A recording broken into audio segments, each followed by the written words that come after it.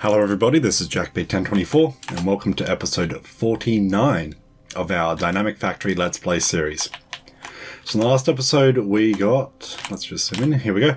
We got our crude oil counting circuit set up. We also set up our ability to count how many items we're producing and using, which is up here, and this is counting our total, here it is.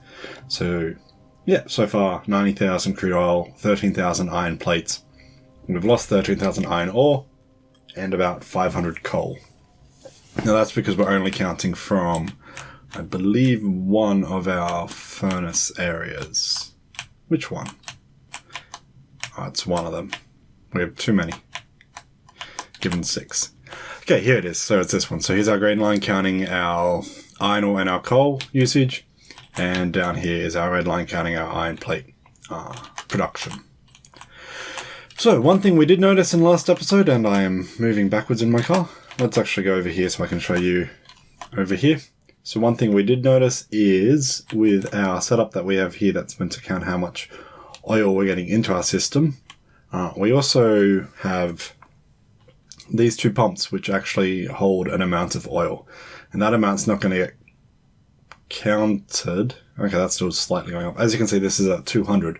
This is finished counting it. And once this was set up to output, what would happen is it would output and this 200 oil in here would leak into this tank and not be counted. So in today's episode, I'm going to think if I can find a system that doesn't have that issue. We're going to need some iron plates first. Steel plates, actually. Now, I've been thinking over the time between the episodes of ways to do that, and I think I have a few possible ways, and some of them have issues that I believe will exist, but there's one so far that I've thought of that I can't actually think of an issue with it at the moment. So it's the one we're going to try and see if it works. And if it does, we will be happy, and if it doesn't, it'll be back to the drawing board. So, we have our setup here. Can I utilize this setup for what I want? I'll use it, but I'll actually do my stuff over here. So what we'll do is we'll set up our current system that we have an issue with, and I'll just connect it to constant combinators, so it's easy enough to control. Let's just go if red's greater than 0, and you can output a red. And we just need some pipes now.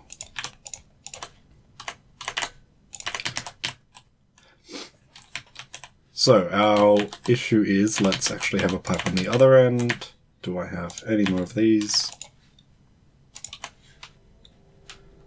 Steam is set to annoy me. Should be on offline mode. I can't find the option.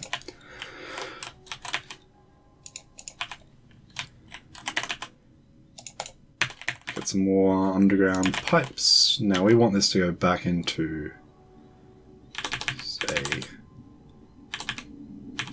here? Yeah, that'll do.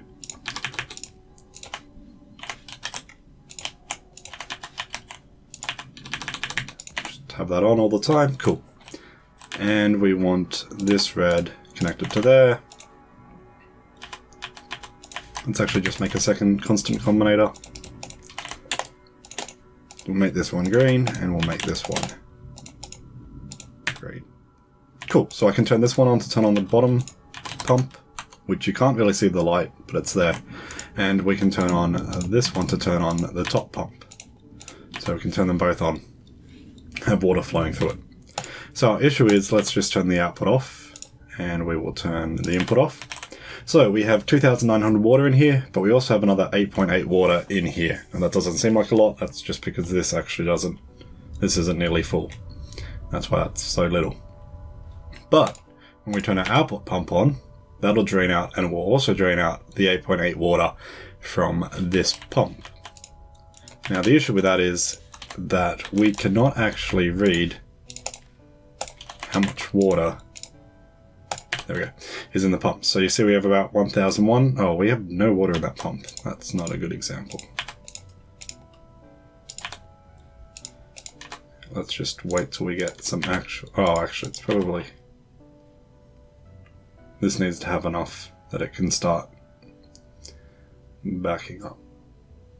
I think that should be fine. Yep, there we go. So 10,037. Let's also add to this green line a negative 10,000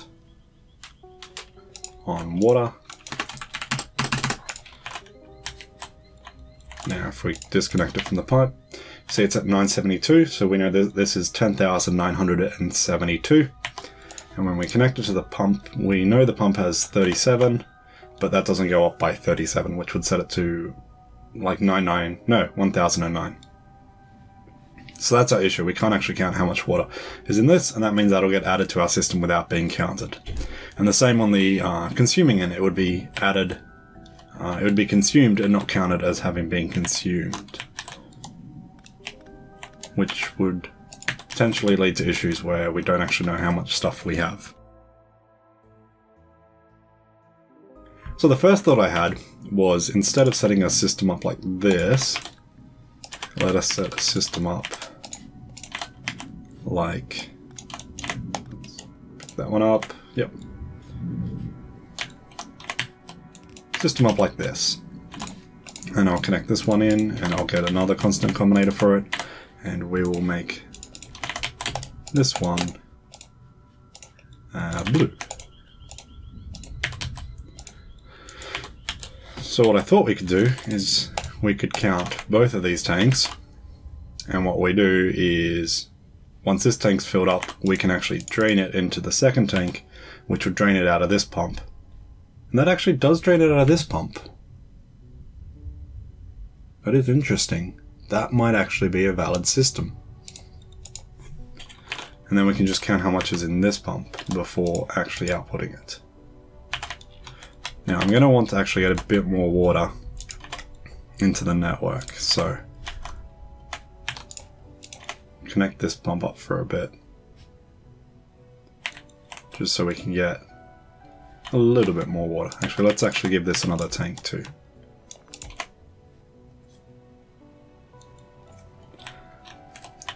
And we will turn this one on to start filling this up. Now I don't want this to get completely full, but about 20k I think should be a good amount to actually be able to test if this whole system works. So probably about there. How's this going? 15, 14, okay. Take that off. So now the question is, when we turn on, turn off the blue because we don't want that on. When we turn on the green, does this correctly drain both of these? We'll drain this one. But see, now this pump still has some water in it. That's what I thought would happen. It has less than the first one did, so theoretically you could cascade a number of these to get it to work. But yeah, I think that's the issue with this current setup. So I then had a second thought. Haven't tested this thought either, but we'll see if this thought works once we drain out this one.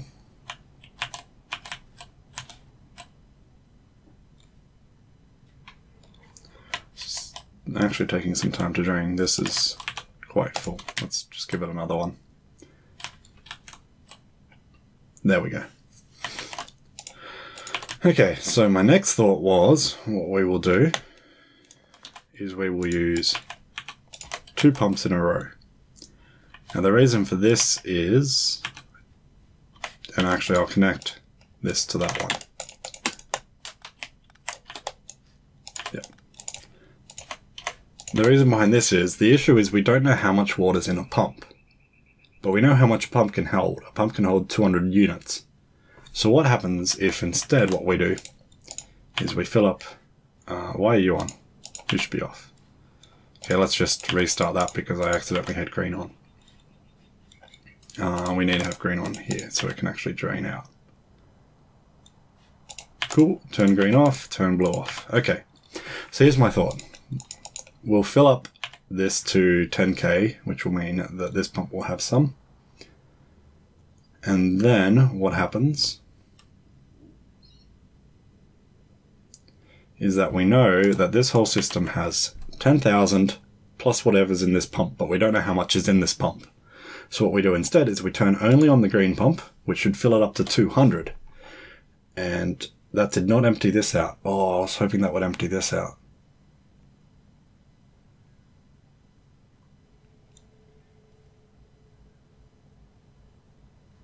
Oh, that was my hope. It would empty out this pump and then we would know how much is in there. But no, it doesn't. Okay, so here's my next thought, and it's kind of a combination of both systems we just tried out. Do I want you to be a pump? Yes, I do. I want 2 pumps there. Yes, I think that's what I want. And we're going to need a 4th combinator. So what we're going to do is we're going to set it up like this. We'll pump some amount of fluid into this tank and this pump. This pump will then move it all through, possibly having some in this pump too, but probably not because there's 2 tanks here. And so I think the amount of liquid left in it will be less. If that's the case, we probably don't need the 3rd pump here. Yeah, I'm going to actually check that first. So turn yellow off. Blue is off. We'll fill right up. We'll fill it up to about 20,000 because that is, let's set it to like 23,000. Will I even go all the way? I mean, all the way is the worst case, so we'll go, yeah, till it's all up at 25,000. This pump will probably have about 200, and then we'll pump it through and we'll see if this pump empties out completely. So they're completely full. Turn on green and let's see, you're emptied, and the pump is also emptied, which is good.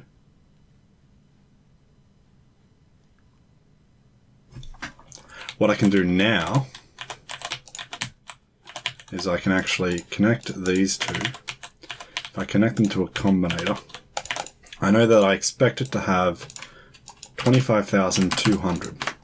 Where's my... There we go. So on the green line, I would expect there to be 0, -1. Okay, I'll assume that's just a rounding error, because these are all done also in floats instead of in integers. Which is another annoyance, but a -1's not as bad as getting 30 or so lost. Okay, now we don't need 2 pumps in this case, we only need 1. So we'll turn the blue on and we'll empty these all out.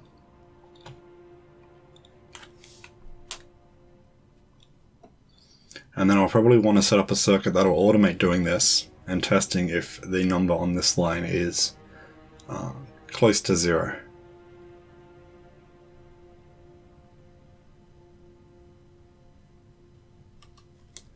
And then we can just have this running for the rest of the episode and we can come back and look at it at the end and see if this system actually works. It takes a while to drain. We can speed that up by actually putting a 2nd pump here.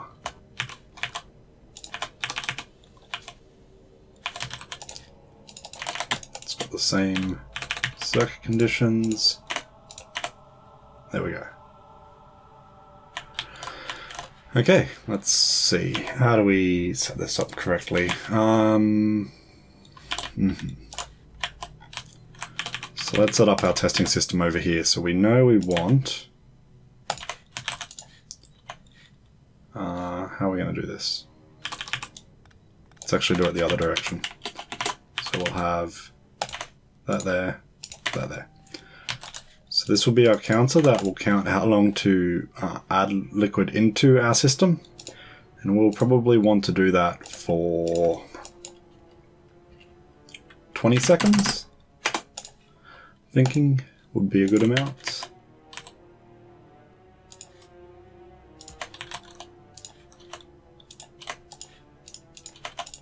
And once red is 0, we will output a 0 signal, which will tell us to go to the next state. Yep, and this can tell us which state we're on. So if we're on state 0, we want to output a single red to move us towards the next state, which means we're going to need to have a memory cell somewhere, like here, which will hold what the state is. Now we'll have a 0 state for filling up this tank, a 1 state for filling up this tank, and a 2 state for emptying. So that is up to the number 3. Put your output into that input. And this can go into here. And this can go into here. That should start it counting. There we go. We're in state 0, we're counting up. After 20 seconds, this should go high, which should set this to state 1, which should stop the counter from counting. Now there'll be a few tick delay before it actually stops counting, but that's fine because that means that this will have a red value, as you can see, of 3 instead of 0, which means this isn't telling it to go to the next state. So that's our first state done. Now our second, actually we might need 4 states. So we'll need one that can at least check how much there is. So our second state is basically the same as our first. Trying to think, will I count for the exact amount of time again? Well, this time we want our state to be 1 to actually be counting. Let's just set this to that. That'll reset it. Yeah, I think giving it another 20 seconds will be enough time. Your output can get connected to your output, your green input can get connected, and that'll get us progressing from state 1 to state 2. Now in state 2 we want to actually count how much we have here, but we can do the same setup here, but this time we don't need to count for as long, we only need to really count for maybe 1 second. You need to be at 2, and otherwise I believe that should be this all.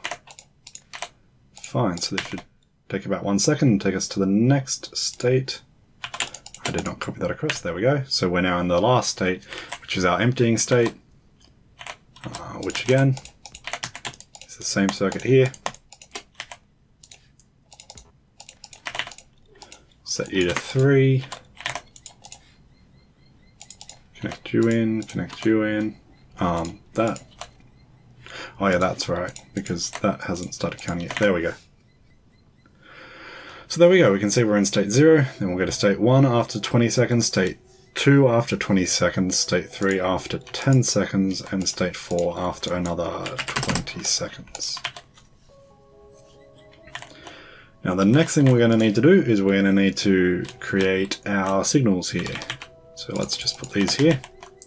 So if we're in state 0, then we're in the red. State 1 is the green, and state 3 is the blue. As state 2 is us counting, checking how much we have.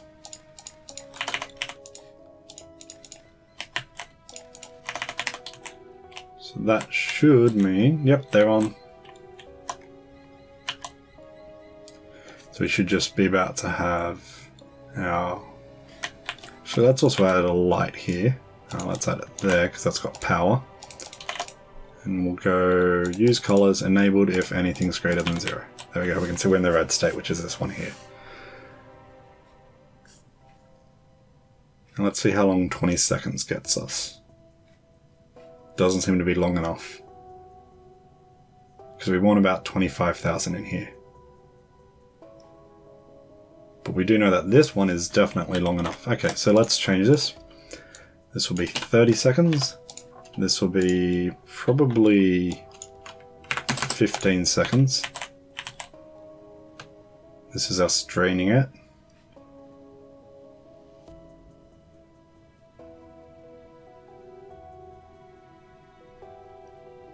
Looks like it's drained. What we might actually do for our draining, let's actually change this.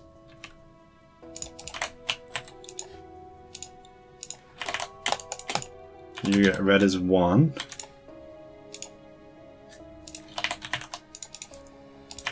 Let's connect this in.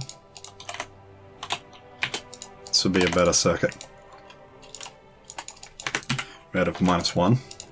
When red is 0, output everything.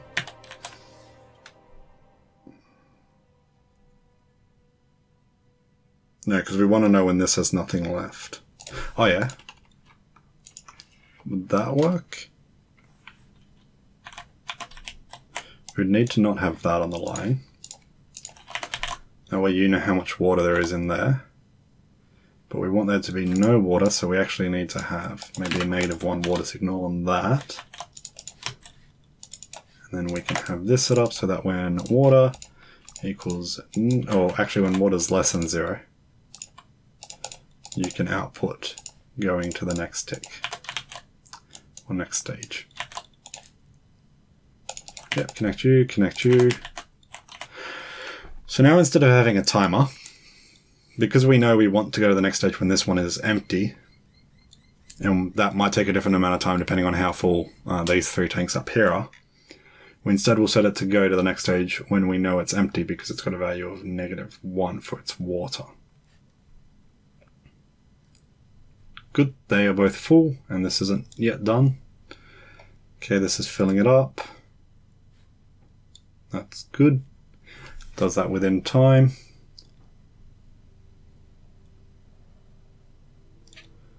About to go to the next stage. It'll stay on that for 1 second, and now we should be emptying it, and we will go to the next stage once we know that they are emptied.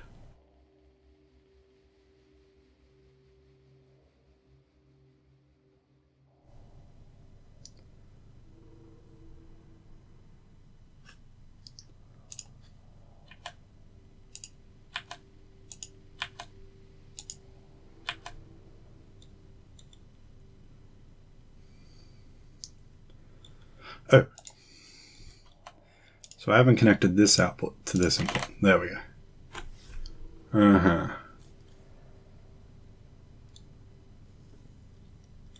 Well, we have something wrong with this.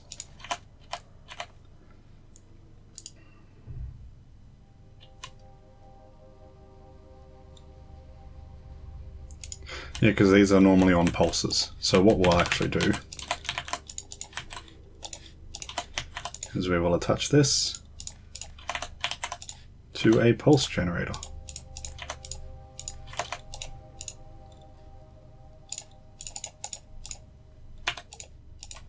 Actually, I wanted that to be each thing, not anything. So there we go.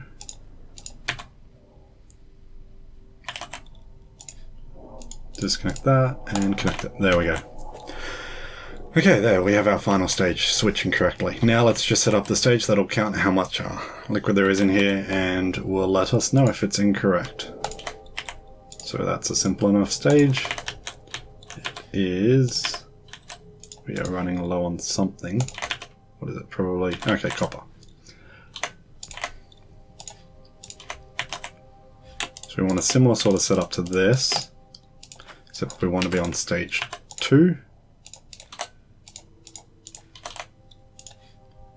We want to also know how much water there is. But this time we want that to be about 25,000. So we can see this number going... oh yeah, because it's draining out. That's why it's going more and more negative. That makes sense. We need to wait for that to stick around. So when we're being told by this how much water there is, it should be about 0. So let us go plug it into these, and with these we can say if the water is greater than, let's say, 2, we'll give it a range of 2. We'll make this one green, and we'll make this one less than -2.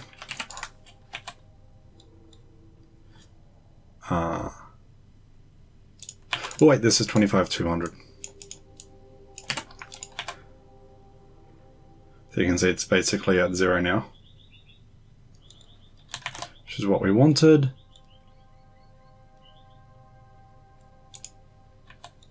Now we also want this to be passed through a pulse generator. So I only care about the instant that we change over to that state. Oop, you go to the input. So there and there. So we've got a pulse generator now. Now we'll just store these into a memory cell. And this memory cell will just reset on yellow, equaling 0.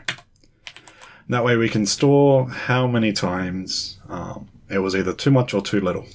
And what I will also add is I will also add this. We need to know... That won't work exactly as I want. What I want to do is also count the number of times we've actually done this test.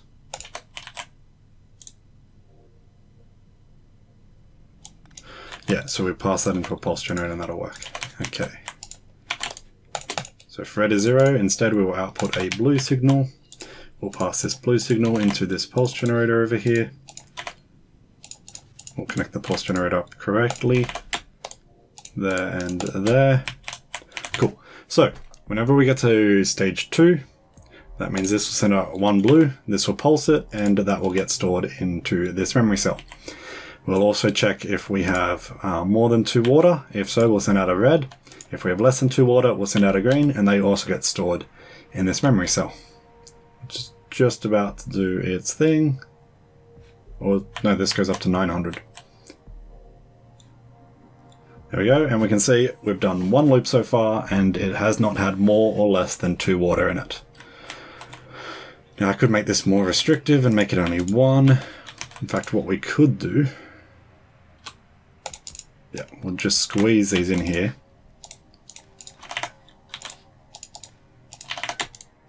Actually use the same circuits.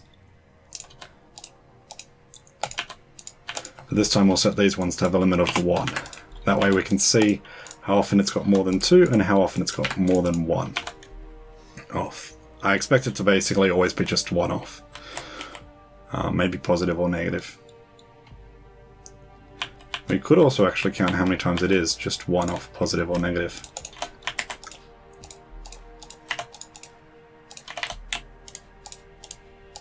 So there we go. And there we go. We got to actually change these over though.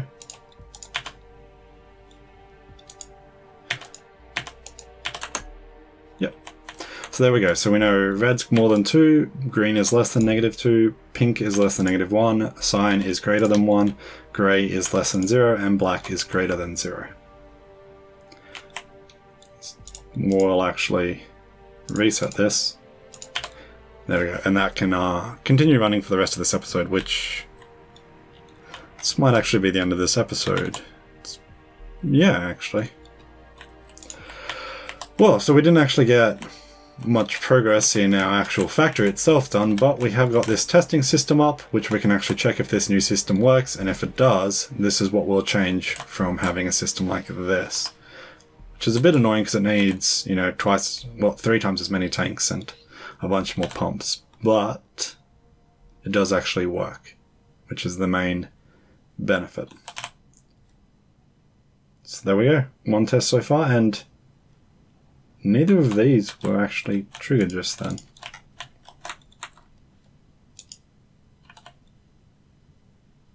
That doesn't make sense. Normally this has a value of about -1, which means that definitely the less than 0 should be triggered.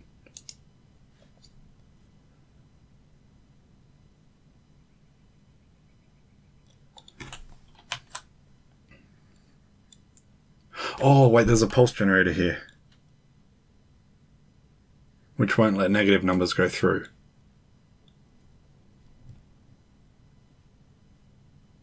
So we actually need to pulse it in a different spot. There's our issue. Okay. Disconnect from that. Disconnect that. What we actually need to pulse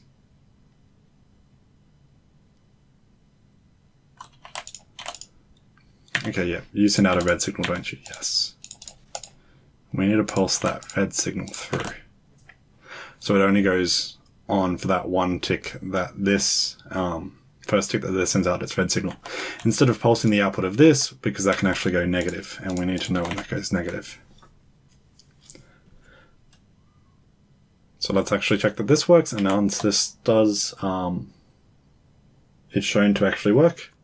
I think that will be the end of this episode, and we'll run this during next episode and have a look at it at the end of the episode to see if this testing setup works.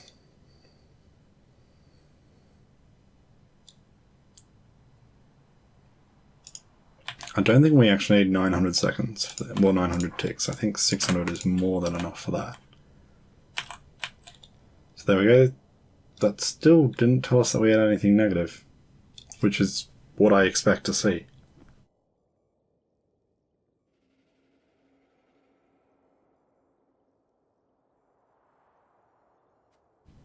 Well, anyway, so this is sort of how we would make, if you remember last episode, I mentioned that, I think it was last episode, yes, it was last episode, where we set up this circuit, and I said that different states would have different timing, and so this is the circuit that we would use to give them all their different timings. We'd just have a timing block here that would know how long each state's meant to be on for, and would tick over once it's been on for enough time.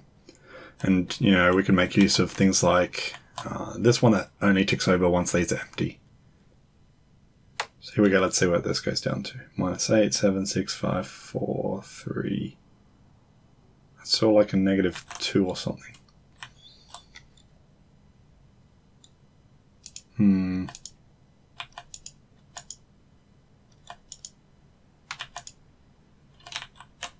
Oh, that doesn't help. These should be all on 1 instead of input count. This one's on 1 at least. Okay, so we haven't been actually checking anything so far, but now we are. Well, anyway, this is JackB1024 signing off. See you tomorrow. Have a good day.